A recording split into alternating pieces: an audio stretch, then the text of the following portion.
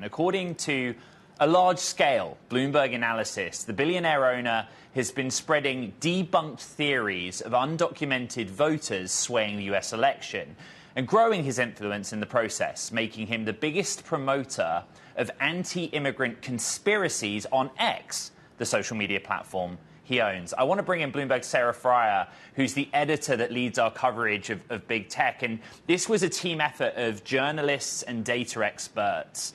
But I think the best place to start, Sarah, is what's the top line of the story? What is it that we report through that dense body of data? Well, it was a really interesting finding, actually, that we have seen Musk on the campaign trail with Trump talk about these anti-immigrant theories he has.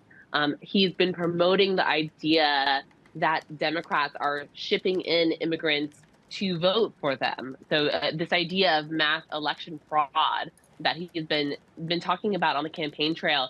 And, that seemed like sort of a fringe thing until we looked into the data. And it showed that immigration and election fraud and voter fraud is his top policy topic on X. He actually gets more engagement on that topic than anything else that he talks about.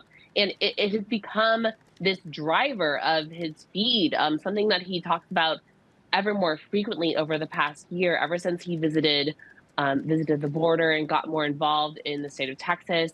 He's really become enmeshed with this idea of immigration leading to fraud. And what experts have told us is this narrative and the way that Musk is really laundering it for the masses is going to help Trump dispute the results of the election should he not win.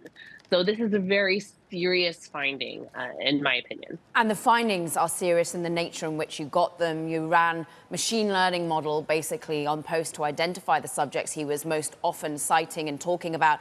1,300 of Musk posts in 2024 really revolving around this issue. And I just want to get to the facts, therefore, Sarah, of what actually happens, because the facts are that non-citizen voting is incredibly rare. It's incredibly rare. Non-citizens cannot vote for president. That is not a thing. There's a very difficult path to citizenship in the U.S. So this idea that he has been talking about is just not based in reality or any history that we know of. And this is something that we didn't just talk about in terms of the data. Our reporters went on the ground to Aurora, Colorado. Julia Luck was in Aurora, Colorado, talking to immigrants who feel like their lives are unsafe now because Musk and Trump have talked publicly about the danger of those immigrants.